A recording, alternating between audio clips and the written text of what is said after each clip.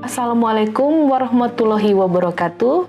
Perkenalkan, saya Jayanti Petronella Janggu, SKM MKes, dosen tetap pada program studi D3 Kebidanan, Fakultas Ilmu Kesehatan, Universitas Katolik Indonesia Santo Paulus Ruteng. Pada kesempatan kali ini, saya akan menyampaikan terkait mata kuliah yang saya ampuh sesuai dengan bidang keahlian saya, yaitu pemberdayaan masyarakat dalam gizi kesehatan reproduksi. Mata kuliah ini ditujukan pada mahasiswa program studi D3 Kebidanan semester 2 dengan kode mata kuliah 401108 dengan bobot SKS 4 SKS, 2 SKS teori, dan 2 SKS praktek. Mata kuliah ini diselenggarakan sebanyak 16 kali pertemuan dengan rincian 14 kali pertemuan tatap muka dan 2 kali untuk masing-masing ujian tengah semester dan ujian akhir semester. Mata kuliah ini membahas tentang konsep dasar ilmu gizi, manfaat zat gizi bagi wanita sepanjang daur kehidupan, penilaian status gizi dan pedoman gizi seimbang pada ibu hamil dan ibu menyusui, gizi seimbang pada bayi, balita, dan anak, gizi seimbang pada remaja putri, dewasa, menopause, dan lansia, hubungan penyakit gizi dan kesehatan reproduksi, prinsip diet pada ibu hamil yang mengalami penyakit preeklamsia, hiperemesis, anemia, gaki, GERD, dan obesitas, serta pemberdayaan masyarakat dalam gizi kesehatan reproduksi. Adapun capaian pembelajaran lulusan pada mata kuliah ini meliputi 4 komponen, yaitu sikap, S1, S2, S6, S7, dan S9, keterampilan umum, KU1, KU2, dan KU4, keterampilan khusus KK7, pengetahuan PK7 dan PK10 yang dimana tertuang di dalam RPS yang sudah divalidasi oleh Ketua Program Studi D3 Kebidanan. Capaian pembelajaran mata kuliah yang diharapkan adalah CPMK 1, di sini mahasiswa mampu memahami konsep dasar ilmu gizi, CPMK 2, mahasiswa mampu memahami manfaat zat-zat gizi bagi wanita sepanjang daur kehidupan, CPMK 3, mahasiswa mampu menerapkan penilaian status gizi dan pedoman gizi seimbang, CPMK 4, mahasiswa mampu menerapkan gizi seimbang pada ibu hamil dan ibu menyusui, CPMK 5, mahasiswa mampu menerapkan gizi seimbang pada bayi, balita, dan anak. CPMK 6, mahasiswa mampu menerapkan gizi seimbang pada remaja, dewasa, ibu menopause, dan lansia. CPMK 7, mahasiswa mampu menghubungkan hubungan gizi, penyakit, dan kesehatan reproduksi, serta CPMK 8, di sini mahasiswa mampu menerapkan prinsip diet pada ibu hamil yang mengalami gangguan penyakit, dan CPMK 9, mahasiswa mampu menerapkan pemberdayaan masyarakat dalam gizi kesehatan reproduksi. Adapun 3 komponen utama dalam proses mata kuliah ini, saya menggunakan Delivery, Interaction, dan Assessment atau DIA, yang dimana untuk materi, saya memberikan materi dan RPS secara luring atau presentasi tatap muka atau secara online melalui e-learning Unika Santo Paulus Ruteng. Untuk interaction-nya, saya menggunakan komunikasi 2 arah bersama mahasiswa berupa diskusi dan tanya jawab. Assessment berupa pengumpulan tugas mahasiswa, praktikum, atau demonstrasi yang dimana tertuang di dalam RPS. Serta penilaian akhir, yaitu melalui penilaian ujian tengah semester dan ujian akhir semester. Metode pembelajaran yang saya gunakan yaitu metode diskusi kelompok, metode ceramah, metode tanya jawab, dan praktikum. Baik, berikut adalah proses video pembelajaran pada mata kuliah pemberdayaan masyarakat dalam gizi kesehatan reproduksi dengan materi pada pertemuan 5, yaitu gizi seimbang dalam asuhan kebidanan pada ibu hamil. Semua, Bapak Ibu. Absen dulu. Ya. Ada yang tidak masuk hari ini? Semua.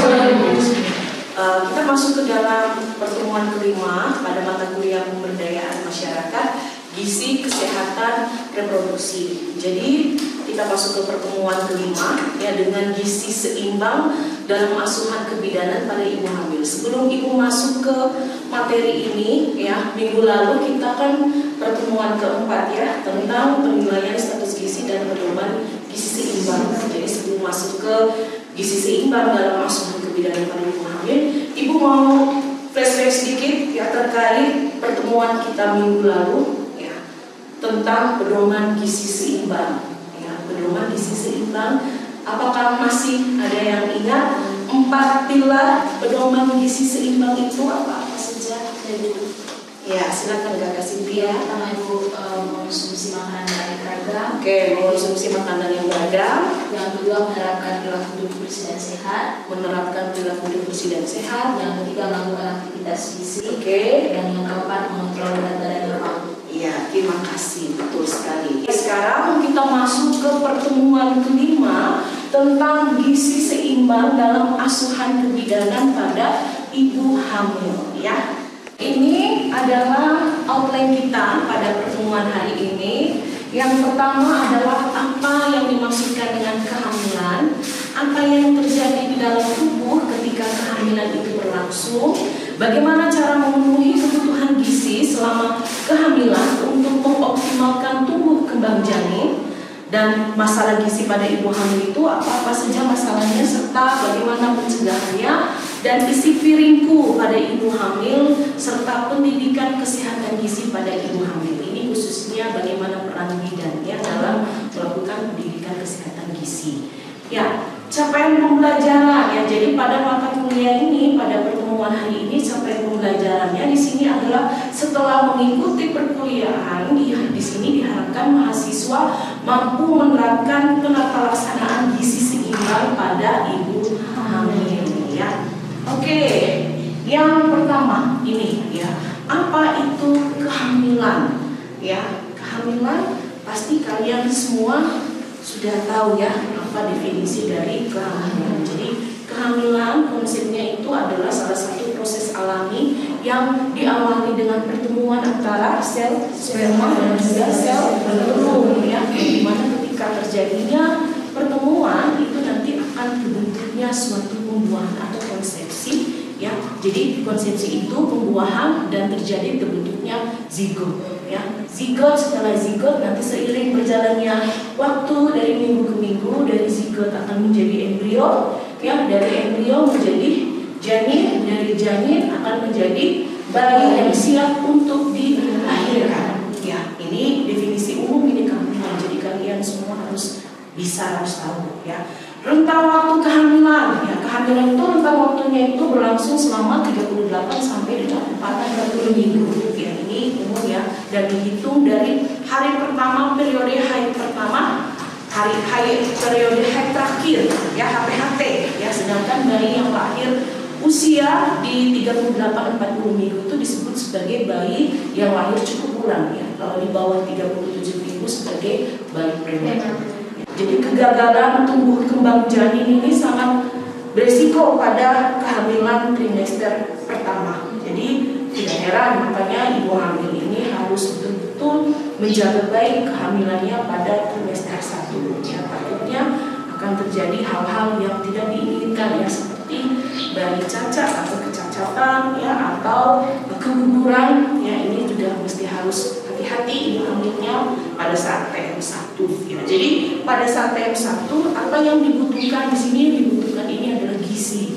Jadi gizi ini dia sebagai faktor utama ya, faktor membentuk pertumbuhan dan perkembangan janin. Jadi janin itu hanya membutuhkan gizi saja ya, di awal kehamilan TM1. Nah, ini tabel periode kritis perkembangan janin. Ini kalian lihat tabel periode kritis perkembangan janin dari tiap minggu ke minggu ya. Ini perkembangan ini terjadi ya, dari minggu pertama ini terjadi mulanya awal terbentuknya zigot ya, minggu pertama, minggu kedua, masuk ke minggu ketiga, minggu keempat, 5, 6, 7 ini masuk ke periode embrio, dan dimana ini juga salah satu periode kritis ini ya. masih dalam bentuk embrio. Jadi memang betul-betul harus dijaga asupan gizinya, ya jangan sampai ibu hamilnya tidak mengonsumsi makanan yang bergizi.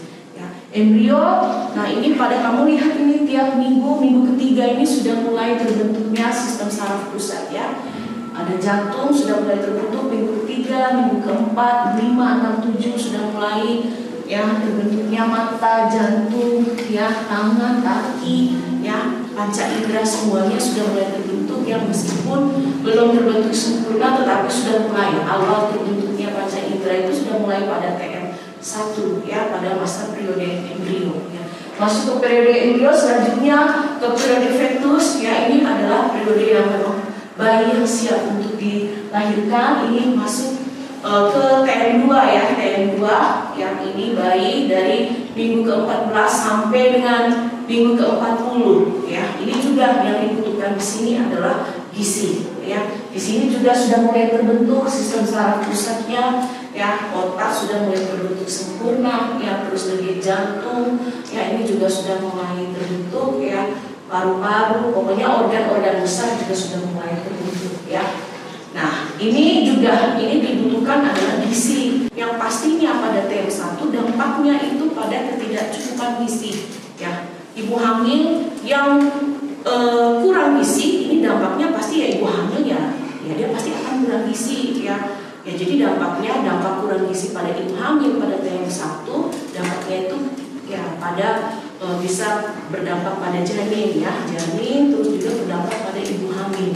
Ya kalau janin otomatis ya janin pasti tidak akan bertumbuh dan berkembang tidak optimal ya. Dan di sini sangat rentan terjadinya keguguran dan juga kecacatan pada janin dan juga ibu hamil. Kalau pada ibu hamil ini resiko ibu hamilnya ini akan mengalami anemia selama kehamilan ya. Kalau pada saat persalinan nanti bayinya juga akan BBLR, berat badan bayi lahir rendah atau akan mengalami yang namanya kelahiran prematur. Ini kalau ibunya kurang gizi. Ini dampak kurang gizi pada TM1. Jadi TM1 itu sangat rentan dengan kurang gizi.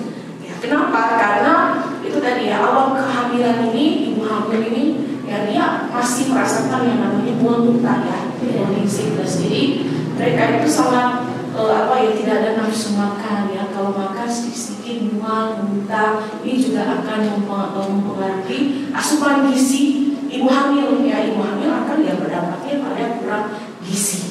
Terus yang dibutuhkan apalagi ada zat gizi makro, ada zat gizi mikro. Makro apa saja? Protein, karbohidrat, lemak ya, yang dimana dibutuhkan penambahan 20 gram untuk protein ya, 6 gram untuk lemak dan juga 25 gram untuk karbohidrat ya. Ini untuk zat gizi makro. Kalau zat gizi mikro ya ini yang dibutuhkan ini banyak. Mikro tuh ya semuanya ibu hamil untuk vitamin dan mineral ya, apalagi vitamin ini bagus juga untuk pertumbuhan dan perkembangan janin ya.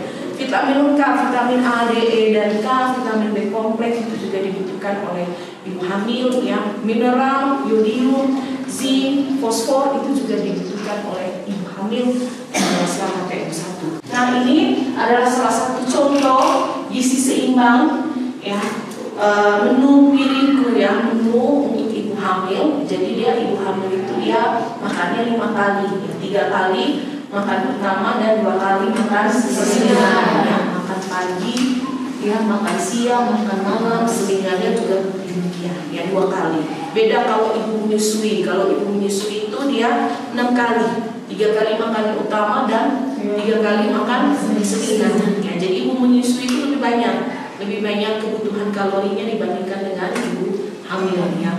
Jadi yang ditambahkan itu ya 180 kilokalori. Apa yang ditambahkan? Yang ditambahkan itu ibu hamil itu hanya menambahkan porsi lauk saja sebagai makanan pelengkap atau sebagai makanan utama. Mau makan pagi, makan siang atau makan malam ya, yang ditambahkan itu adalah porsi lauk atau menambahkan porsi ya selingan atau seperti buah-buahan, umbi-umbian. Ini contohnya seperti kalau porsi lauk bisa ditambahkan 1 butir telur saat sarapan dan juga 1 butir telur saat makan siang.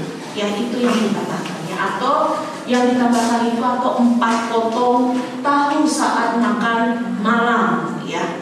Nah, trimester kedua dan trimester ketiga ya usia kehamilan dari 14 sampai 40 minggu apa yang terjadi? Beda ya, kalau TM1 itu yang terjadi itu dampak ketidakcukupan pada ibu hamil ya.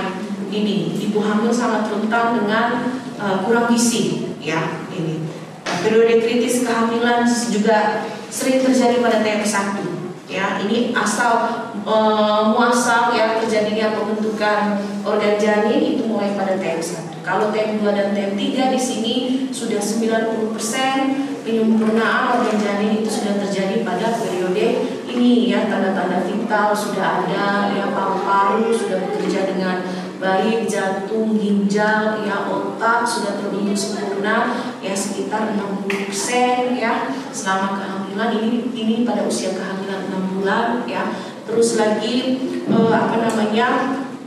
ya seperti itulah, panca indera, rambut sudah mulai ada ya, mata juga sudah ada, hidung ini pada janin ya. Ini kalau menginjak TM2 TM3.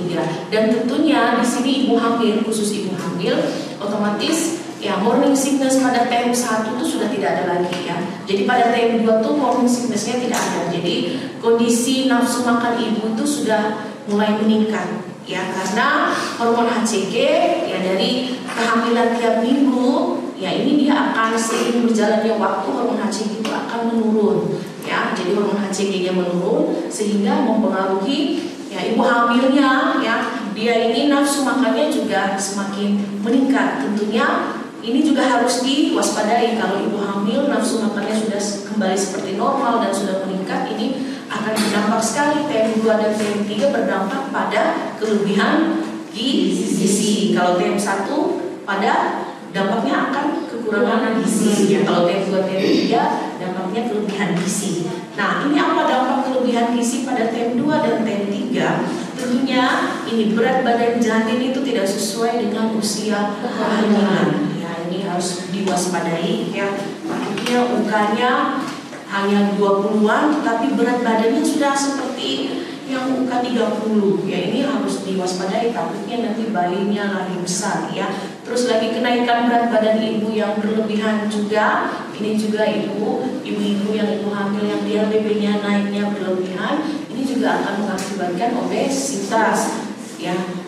Dan juga ini pada anak resiko yang akan meningkatkan penyakit degeneratif ya. Anak-anak juga bisa akan mengalami obesitas di kemudian hari ya. Ini juga harus diwaspadai ya. Ini kebutuhan gizi TM2 dan TM3 sama ya dengan TM1 ya. Sama-sama membutuhkan zat gizi makro, zat gizi mikro. Bedanya untuk di energinya dia lebih besar, penambahannya 300 kilokalori. Kalau yang TM1 berapa? 180 kilokalori ya. Kalau TM2, TM3 itu penambahannya sama 300 kilokalori dari kebutuhan energinya ibu ya, kebutuhan energi harian. Kebutuhan energi harian itu yang berdasarkan berat badan ibu hamil dan juga tinggi badannya ibu ya. Kalau kita tentukan status gizinya berapa itu baru kita tahu oh ini kebutuhan energi hariannya sekian ya. Jadi ya penambahannya 300 kilokalori. Zat gizi makro ya, zat gizi makro sama ya kayak tadi, protein, lemak dengan karbohidrat ya, hanya bedanya di bagian kebutuhannya saja ya. Kalau protein itu 20 gram ya, kalau lemak itu butuh 10 gram, kalau karbohidrat butuh 40 gram ya, ini lebih besar ya. Terus lagi zat gizi mikro sama juga butuh vitamin A, vitamin dan mineral ya. Vitamin B kompleks itu lagi lebih dibutuhkan, vitamin yang larut dalam air, larut dalam lemak itu dibutuhkan juga oleh ibu hamil ya. Yang ditambahkan itu 300 saja, sama halnya juga tadi TM1 yang ditambahkan 180 kilokalori, yang ditambahkan itu porsi lauk pauk atau porsi selingan. Kalau di TM2, TM3 300 kilokalori itu yang ditambahkan itu porsi lauk dan porsi selingan ya. Beda ya, kalau TM1 tadi atau selingan ya, kalau ini dan ya, porsi lauk dan porsi selingan. Jadi ini harus banyak ibu hamil ini, harus banyak makan di TM2 dan TM3. Iya, karena ini untuk membentuk ya organ janin itu supaya terbentuk sempurna, ya harus ibu hamilnya harus makan banyak, tetapi harus padat gizi, ya, porsi lauk dan porsi selingan. Ya, ini bentuk pengolahan untuk ibu hamil lebih bagusnya secara kukus, dibuat kukus, ya, tidak dianjurkan yang menggoreng rendang, ya, itu takutnya nanti kolesterol dan sebagainya, ya. Menambah makanan selingan 2-3 porsi, harus mengonsumsi yang padat gizi seperti umbi-umbian, jangan yang padat energi, ya. Sebelum ibu masuk ke pokok selanjutnya, ada yang mau bertanya terkait yang tadi sudah ibu jelaskan panjang lebar? Oke, silakan. Terima kasih atas kesempatannya Ibu. Izin bertanya, berdasarkan penjelasan dari Ibu tadi bahwa jika gizinya berlebih akan mengalami obesitas pada ibu hamil. Nah, jika gizi kurang, pada ibu hamilnya itu akan mengalami kek ataupun pada bayinya akan lahir wajah cacat ataupun prematur. Apakah ada faktor lain selain faktor yang telah dijelaskan Ibu? Oke, faktor lain kalau untuk kehamilan, ya, yang pastinya faktor lain kenapa sampai bisa terjadi demikian, ya.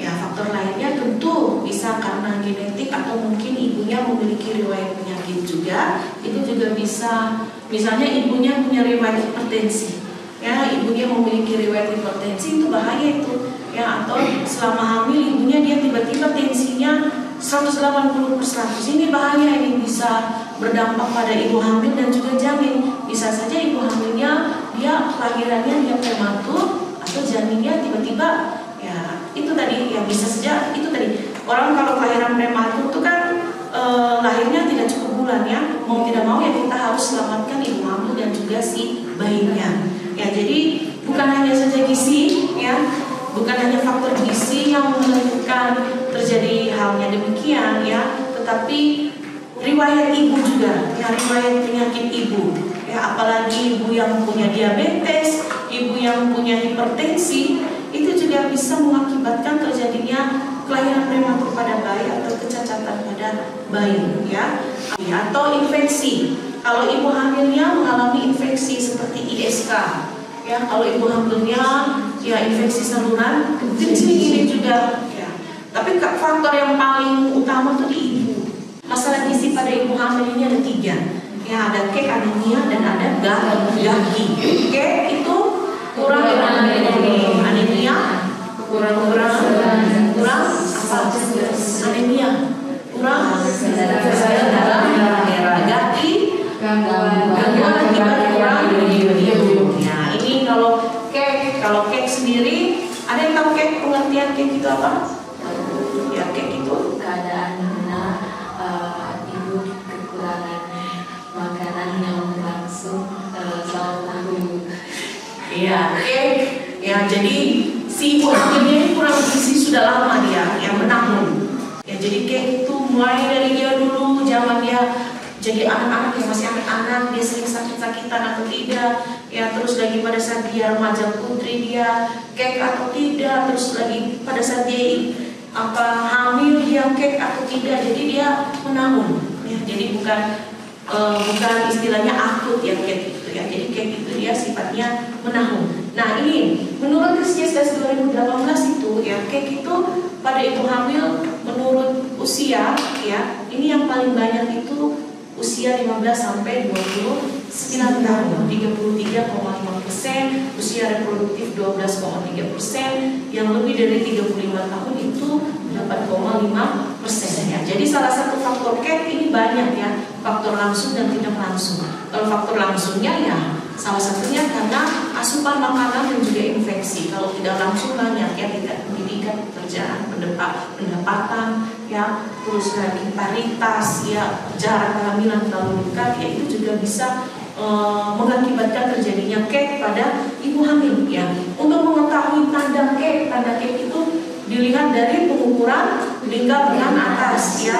Kalau di bawah kurang dari 23,5 cm, ya, dikategorikan sebagai kek, ya. Selain itu juga dilihat dari tanda-tanda, ya, tanda-tanda fisik. Kalau ibunya kurus, mudah lelah, wajahnya pucat, tidak bugar, ini juga salah satu lihat kek ini, ya. Nah ini akibat kek, pastinya ibu yang kek akan menghasilkan bayi yang BBLR. Ya ini sudah pasti. Nah bagaimana cara mengatasi kek? Ya tentunya ini harus berdasarkan pedoman gizi seimbang tadi ya. Ini harus tahu pilar 1 tentang apa, kedua, ketiga, keempat. Nah yang pasti kek itu ya dia lebih kepada mengonsumsi makanan sesuai dengan prinsip gizi seimbang ya. Ini paling boleh piramida makanan ya, piramida makanan semakin di bawah itu dia besar ya, dari bawah besar semakin ke atas tuh dia kecil, itu artinya kebutuhan makan kita ya. Jadi yang besar itu lebih ke karbohidrat ya, ini dia kebutuhannya kita lebih banyak dibandingkan protein ya. Kalau karbohidrat 3-4 porsi, kalau sayur-sayuran, buah-buahan itu 3-4 porsi, kalau buah-buahan 2-3 porsi. Naik ke lauk pauk ya 2-4 porsi, dan kebutuhan minyak, gula, garam itu ya ini harus dibatasi ya, jangan 1 sendok makan juga taruh garamnya ini bahaya. Jadi dia ya sekitar 1/4 sendok teh ya. Oke, ini anemia pada ibu hamil. Ya ibu hamil yang anemia juga, ini juga salah satu masalah gizi yang sering dialami oleh para ibu yang ada di Indonesia, khususnya yang di Manggarai juga ya. Jadi dikategorikan ibu hamil yang anemia itu kalau di bawah 11 gram per desiliter.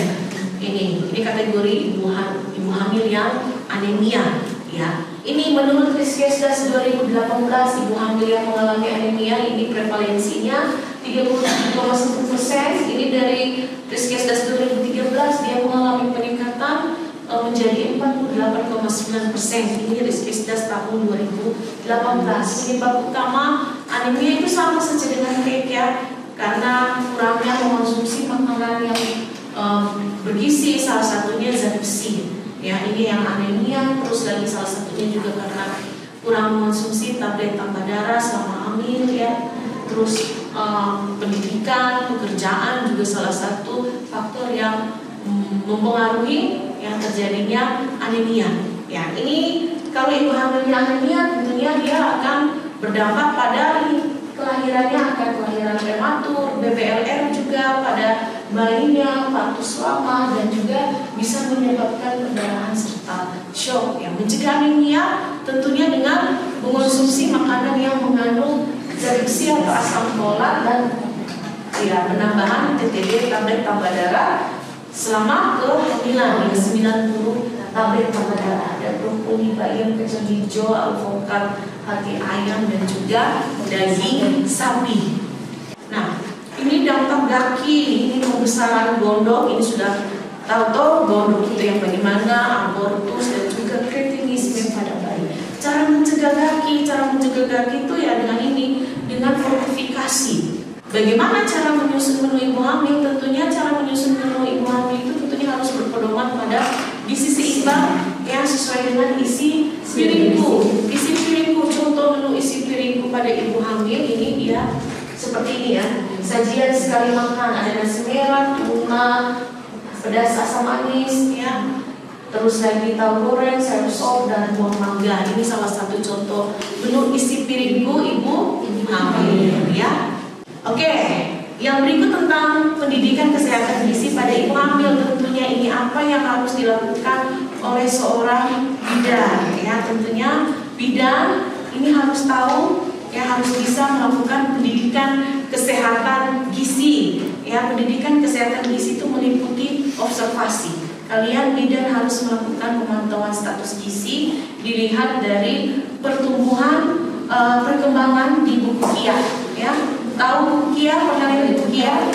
Buku itu ya, itu salah satu untuk memantau pertumbuhan dan perkembangan. Terus penilaian status gizi dengan menggunakan antropometri ya, mengukur berat badan, tinggi badan, lingkar kepala. Yang ini adalah salah satu pendidikan gizi. Dan juga jangan lupa melakukan penyuluhan dan edukasi gizi ya. Oke, baik. Oke. Terima kasih. Ya, ini materi kita telah selesai pada materi pertemuan kelima. Nanti untuk minggu depan kita nanti masuk praktek ya, praktek itu dalam mengolah makanan pada ibu hamil. Ya, nanti sebentar lagi kita ini apa ya, nanti dari PJ Karya nanti bagikan